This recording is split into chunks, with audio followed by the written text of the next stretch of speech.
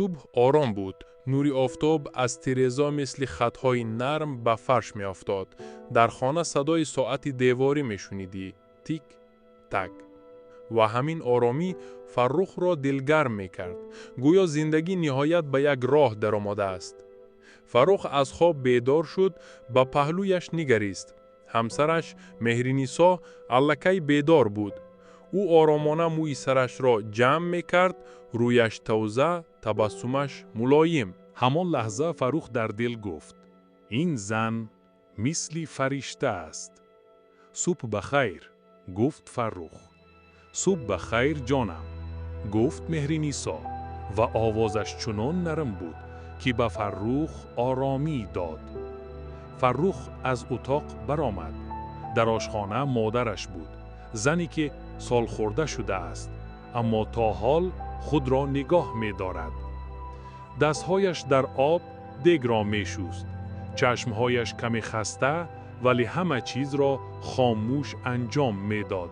فرخ این را عادت کرده است. وی همیشه کار می کند. مهرنیسا ناگهان به آشخانه در آمد و در یک لحظه خانه خاموش را پر از مهر کرد. مادر جان، شما نشینید. التماس، من خودم می کنم.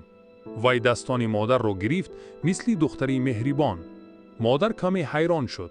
نه دخترم، من عادت کردم. نه، مهرنیسا خندیده گفت: امروز شما مهمان هستید. همه‌اش به گردنی من. فرخ این منظره را دید و در دلش فخر کرد. گویا به همه دنیا اثبات شد کلینم طلا است. مهرنیسا دسترخوان آراست. نان، پنیر، تخم، چای. برای مادر حتی پیاله مخصوص گذاشت. مادر جان، همین برای شماست. شما را مثل مادرم احترام میکنم. مادر تبسم کرد، اما این تبسم گویا به زور بود. فرخ آن را پی نبرد. او تنها شاد شد. هنگام نهاری مهرنیسا به فرخ با مهر نگریست. جانم، امروز تو به کار رفته فکرت را تنها به کار ده. من نزد مادرت میمونم. او را آرام میگذارم. فرخ پرسید: خودت خسته نمیشوی؟ نه، گفت او. برای خوشبختی شما من همه چیز را میکنم. فرخ به مادرش نگریست. مادر جان، چیز لازم باشد به من زنگ زنید. مادر با آوازی پست گفت: ها بچم، خدا نگاهت کند. وقتی فرخ لباس پوشید و کلیدها را گرفت، مهرنیسا او را تا نزد در گسل کرد. فرخ او را بوسید. بگاه می آیم. البته جانم. فرخ پیش از برآمدن باز یک بار به خانه نگریست.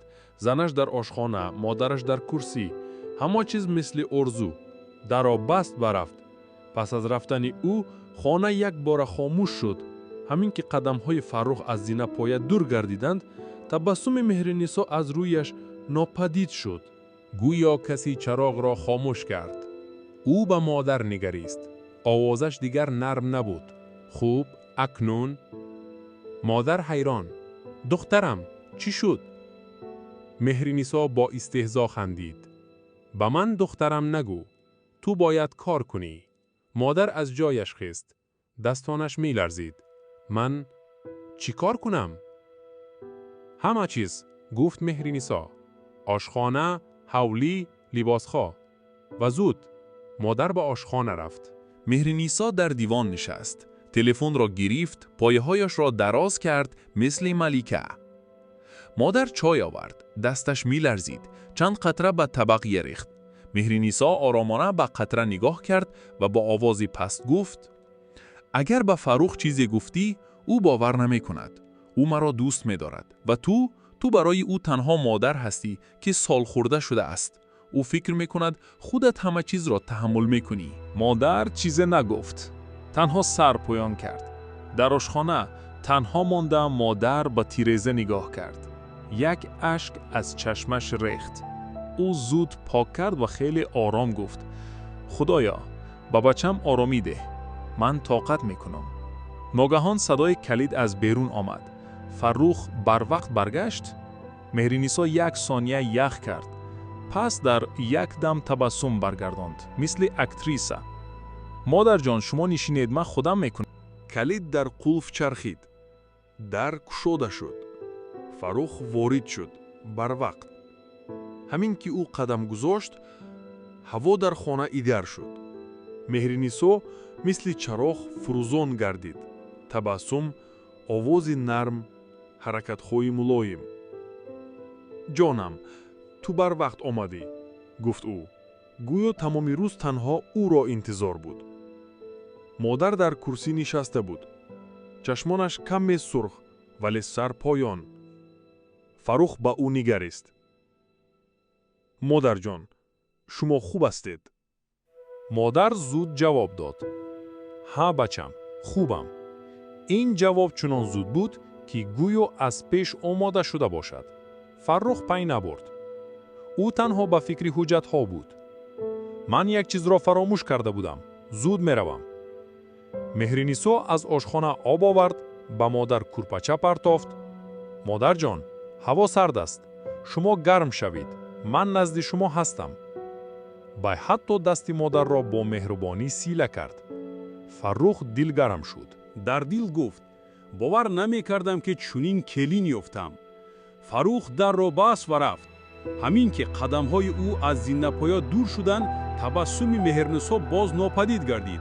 آوازش پست، سخت. بست در را، قلف کن. مادر حیران. برای چی؟ برای آن که کسی ندرایم و تو گپ را کم کن. مادر به در نزدیک شد. قلف کرد. دستش می لرزید. اکنون شستنی لباس ها همش، بعد حولی، بعد آشخانه. اگر یگان چیز به دلم نرسد خودت میدانی. مادر آهسته گفت دخترم، زانویم درد میکند. دخترم نگو. مهرنیسا چشم تنگ کرد. من برای تو دختر نیستم. من صاحب خانه ام. مادر نفسش را فرو برد و به کار در آمد. دستانش از آب سرخ می شدند. زانوهایش می سوخت.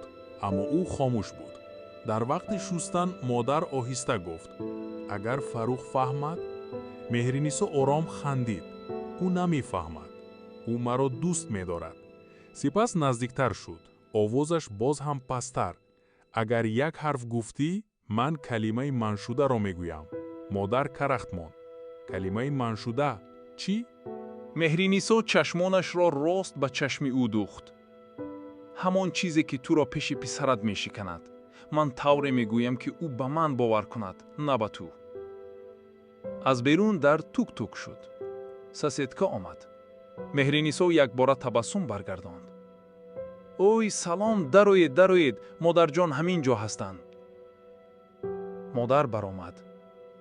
ساسیتکا بر رویش نگاه کرد. در آن نگاه فهمیش بود. اما مهرنیسا قدم به قدم نزدیک ایستاده بود.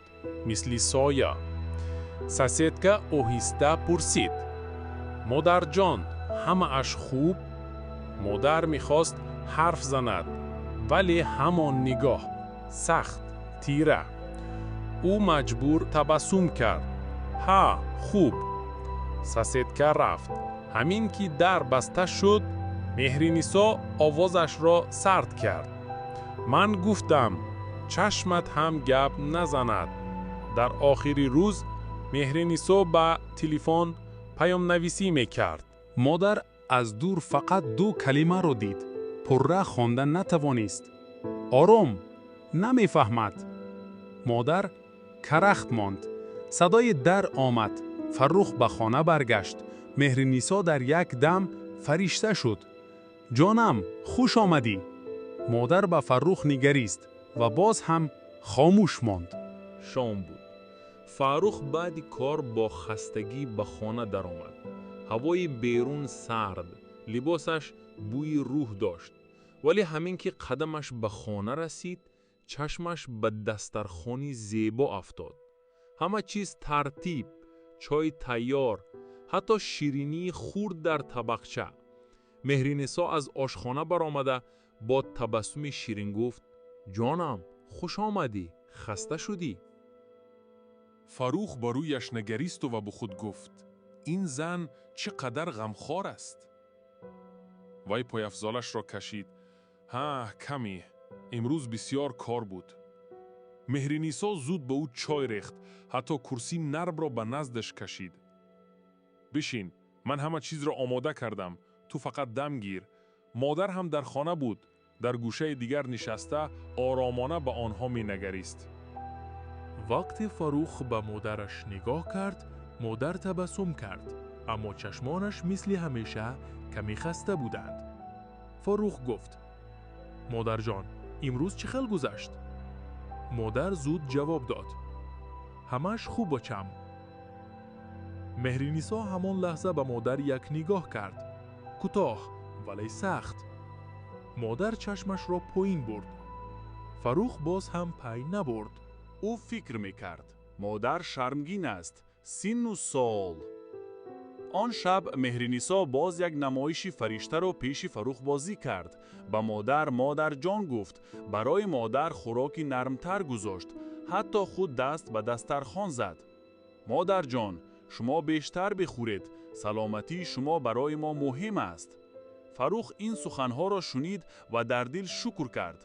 او حتی به مهرنیسا گفت: راستی من آرام شدم. می‌ترسیدم که شما با هم نمی‌سازید، ولی تو مثل دختر خانه هستی. مهرنیسا خندید. جانم، مادر است. من چه خیل می‌توانم به مادر تو بدی کنم؟ این سخنها چنان راست می‌نمودند که حتی اگر کسی دیگر می‌شنید باور می‌کرد. بعد فاروق خواب رفت. خوابش سخت بود، از خستگی، از آن باوری که همه چیز خوب است. اما شب وقتی خانه خاموش شد، مادر از جای خست. با آشخانه رفت تو یک پیاله آب بنوشد. پایهایش آهسته صدا میداد. او نمیخواست کسی را بیدار کند. در همین وقت مهرنیسا نیز بیدار بود. گویا انتظار. وی از اتاق برآمد، در تاریکی ایستاد و با آواز پست گفت: کجا؟ مادر ترسید. من آب. مهرنیسا یک قدم نزدیک شد. آب؟ شبانه؟ تو قصداً میخواهی مرا عصبی کنی؟ مادر گپ نیافت. نه دخترم، من تنها گفتم نام مرا این خیل نگیر. آوازش سخت شد. و گپ را کم کن. اگر فاروق بیدار شود من تو را عیبدار میکنم. مادر لرزید. آهسته پیاله آب گرفت. دستش می لرزید. یک قطره به فرش ریخت. مهرنیسا چشمش به قطره افتاد. آوازش پست و تیز: تازه کن. حاضر. مادر زانو زد، با رویمال فرش را پاک کرد. در دلش آه کشید، اما خاموش ماند. صبح فاروق باز به کار رفت. همین که او برآمد، مهرنیسا قاعده خانه را بازگرداند. فرمان، سراسیمگی، سخن‌های سرد. امروز خانه مهمان را تازه میکنی، کرسی را میکوبی، پرده ها را میشویی و زود. مادر گفت: پرده ها وزنینند. پس بهترش خاموش باش. گفت مهرنیسا: من مهمان دارم. کلمه مهمان مادر را ترساند. مهمان؟ کی می آید؟ با تو چی؟ تو خدمت میکنی؟ تمام. مادر در دلش گفت: خدایا، و به کار در آمد. چند ساعت پس در کوفته شد. دو زن در آمدند. دوستان مهرنیسا. خنده، بوی عطر، صدای بلند. مهرنیسا یک بار دیگر شد. شوخ، خوش معامله، مهربان. بیایید جانم، خوش آمدید، گفت او. حاضر چای، شیرینی، همه اش تیار. دوستانش در گرد دیوان نشستند. مهرنیسا مثل ملکه در میان. مادر باشد در آشخانه مثل سایه. چای می برد، طبق می برد، می شست، باز می برد. هر دفعه که به اتاق می در آمد، دوستان مهرنیسا با او نگاه می کردند. آن نگاه ها بعضن مسخره، بعضن بپروا. یک زن مهمان پیچی را زد. این کیست؟ مهرنیسا با تبسم: مادر شوهرم. خدا رحمش کند، پیر شده است، کمی فراموش خاطر هم هست. مادر این را شنید، دلش سوخت، ولی خاموش ماند، چون میدانست اگر یک گپ زند شام کلمه من شده می آید. دوستانه خندیدند. مهرنیسا هم خندید و همین خنده در گوش مادر مثل خنده دشمن صدا داد. وقتی مهمون ها رفتند، خانه مثل پیشینه خاموش شد. مهرنیسا تبسم را پرتافت. دیدی؟ گفت او. همین طور زندگی میکنی. نه یک کلمه زیاد، نه یک نگاه. مادر آهسته گفت. چرا مرا شرمنده میکنی؟ مهرنیسا چشمانش را تنگ کرد. شرمنده؟ من؟ تو خودت شرمنده هستی. اگر فروخ فهمد که تو به زندگی ما خلل میرسانی، او تو را میبرارد. مادر یک بار ترسید. نه، او پسری من است. پسرت. مهرنیسا آرام خندید. پسرت از من است. او مرا انتخاب کرده است. این سخن مادر را پاره کرد. اما او باز هم خاموش شد. شام فروخ به خانه برگشت. خانه تازه، تبسم در روی، مادر نشسته، آرام. فروخ در آمد. سلام، چی خیل گذشت روز؟ مهرنیسا با آواز شیرین. اعلا، ما تنها خانه تازه کردیم. مادر جان هم استراحت کردند. فروخ با مادرش نگریست. مادر جان، شما خسته نشدید؟ مادر به چشمان پسرش نگاه کرد و تنها گفت نه بچم، همه اش خوب. فروخ باور کرد. بعد هنگام شام فروخ به تلفن یک پیام آمد. پیدا شو، مصلحت داریم. او باید یک لحظه به بیرون براید. من زود می آیم گفت او. همین که فروخ از در برآمد، مهرنیسا با مادر یک بار نزدیک شد. آوازش پست. دیدی، او به تو هم می رود. تو برای او سنگینی. مادر چشمش پر از اشک شد. و در همین لحظه مادر تصادفاً در جوان یک چیز را دید. یک دفترچه کاغذ کهنه که در آن نام فروخ نوشته شده بود. اما دفترچه در دست مهرنیسا بود. مادر نمیفهمید این چیست، چرا نام فروخ در دست اوست. مهرنیسا دفترچه را زود پنهان کرد و با تبسم سرد گفت به این نگاه نکن، برای تو نیست. مادر کرخت ماند. صبح فروخ از خانه برآمدنی بود. هنوز لباسش را روست میکرد که مهرنیسا نزد در آمد. با تبسم، با آواز نرم. جانم، امروز هم بسیار کار داری؟ فروخ آه کشید. ها، رهبر گفت باید تا بیگاه حسابات تیار کنم. مهرنیسا چشمانش را شیرین کرد. غم نخور، من همه چیز را در خانه اداره میکنم. مادر جان را آرام میگذارم. تو فقط کار کن. مادر در آشخانه بود. چای آماده میکرد. دستانش کمی میلرزید. ولی وقت فروخ نزدیک شد، مادر خود را جمع کرد. فروخ به مادر گفت مادر جان، احتیاط کنید. اگر چیزی لازم شود به من زنگ زنید. حاضر همراه تلفن من همیشه می باشید. مادر تبسم کرد. ها بچم، خدا نگاهت کند. مهرنیسا در همان لحظه زود گفت البته جانم، من هم تلفن را نظارت میکنم. مادر جان تنها نمیمانند. فروخ با همین سخنها آرام شد. وی حتی فکر کرد همه چیز خوب، من از کار می آیم، همه خرسند. فروخ رفت. همین که در بسته شد، مهرنیسا مثل همیشه تبسم را پرتافت. آواز او سرد شد.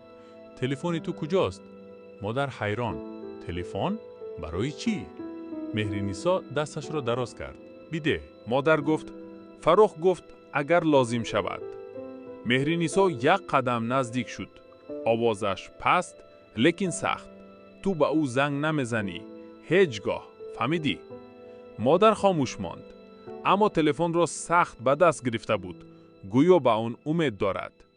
مهرنیسا با یک حرکتی تیز تلفن را گرفت. به اکران نگاه کرد. در چند جایش پخش کرد.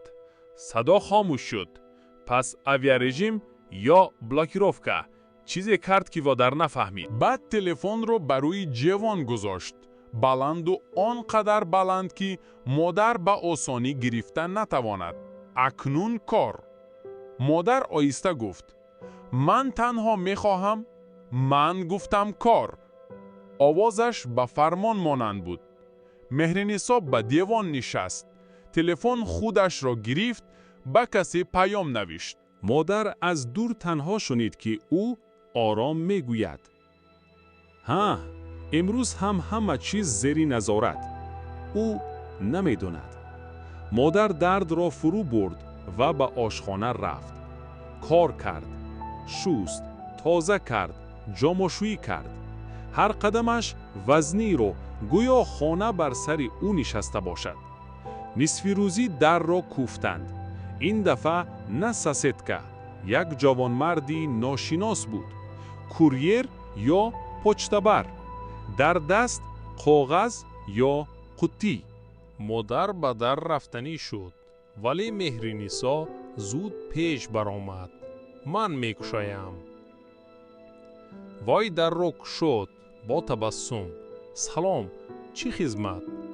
کوریر گفت که برای فرخ چیزی هست، یا کاغذ، یا کنورت، یا قوطی خرد. مهرنیسا چشمانش یک لحظه تغییر یافت، اما زود خودش را گرفت. حاضر امضا میکنم. من همسر. مهرنیسا خنوق گفت. با تو چی؟ وای قوطی کنورت رو به جوان دیگر پنهان کرد. مادر دلش لرزید. چرا چیزی که برای پسرش هست پنهان می شود؟ مادر کوشش کرد نرم گوید. شاید باید به فروخ بگوییم. مهرنیسا به او نزدیک شد. یک کلمه و تو کلمه من شده را می شنوی. مادر جانش به لرزه آمد. خاموش شد. بگاه فروخ زنگ زد. تلفن در جوانی بلند خاموش. مادر آن رو نمیشنید، نمیدید. زنگ دویم، سیوم، پس پیام. مادر به طرف جوان نگریست. گویا از آنجا صدا می آید. اما او دسترسی نداشت. مهرنیسا تلفن خود را گرفت و با آواز شیرین برای آنکه مادر هم شنود گفت: جانم سلام. ها، همه‌اش خوب. مادر جون استراحت دارند. ها، من همه چیز را میکنم. وای همون طور گپ زد که گویا مادر واقعا استراحت دارد. مادر از پس پرده ایستاده همون سخنها را میشنید و در دلش میگفت: خدایا. فرخ به خانه برگشت. مهرنیسا پیشواز گرفت. جانم، چقدر خسته ای؟ بیا دم گیر. فرخ لباسش را کشید. من امروز چند بار به مادر زنگ زدم. جواب نداد. تلفنش خاموش بود. مادر یک لحظه از داخل جان گرفت. گویا این لحظه است که حقیقت گفته شود.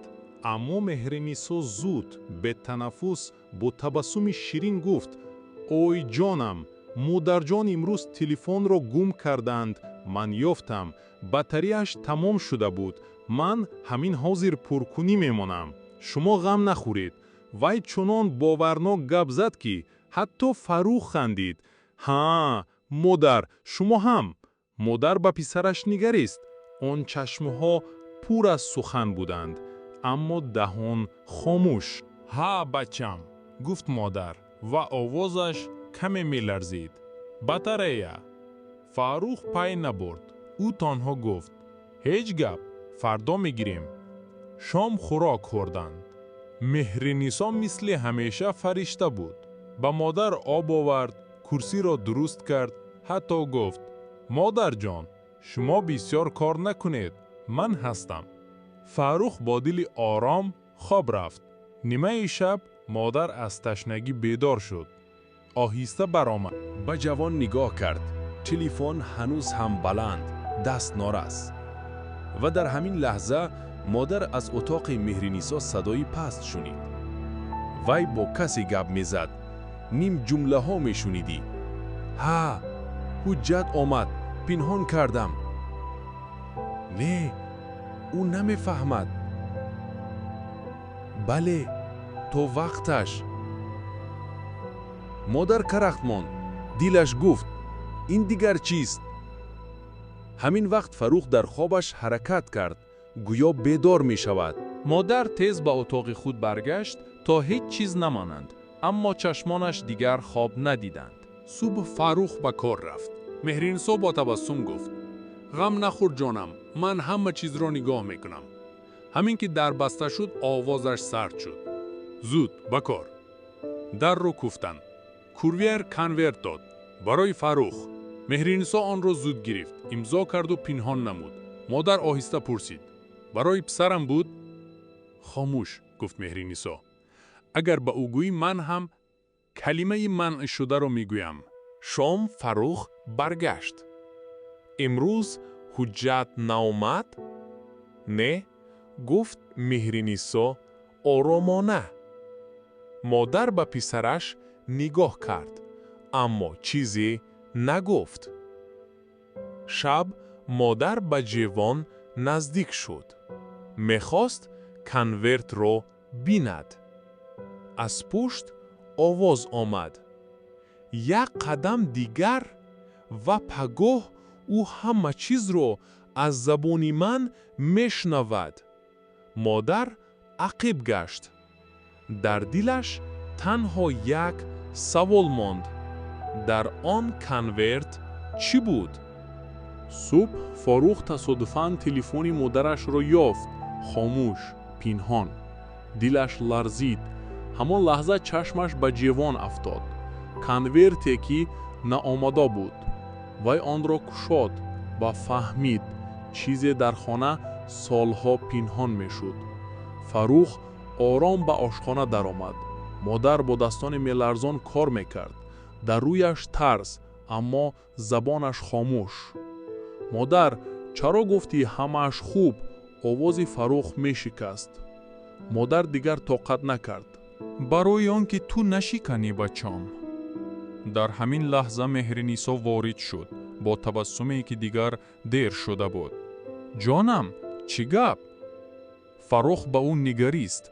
اولین بار به باور. بس، همه‌اش تمام. مهرنیسا میخواست گپ زند، ولی فاروق کنورت را بالا گرفت. این چیست؟ چرا پنهان کردی؟ چرا تلفن مادرم خاموش بود؟ تبسم مهرنیسا ناپدید شد. تو به مادرت باور میکنی؟ فاروق یک قدم به مادرش نزدیک شد. دستش رو گرفت. من به حقیقت باور میکنم. مادر مثل کوه سبک شد. بار اول نفسش آسان برآمد. فاروق در را گشاد. از این خانه می روی، حاضر. مهرنیسا خاموش ماند، چون فهمید کلمه منع شده دیگر قوت ندارد. وقتی در پس او بسته شد، خانه آرام شد. آرامی حقیقی، نه آرامی فریب. مادر جان، از امروز دیگر خاموش نمی شویم. مادر اشکهایش را پاک کرد. خدا تو را نگاه دارد، بچم. و بار اول در آن خانه دل گرم شد.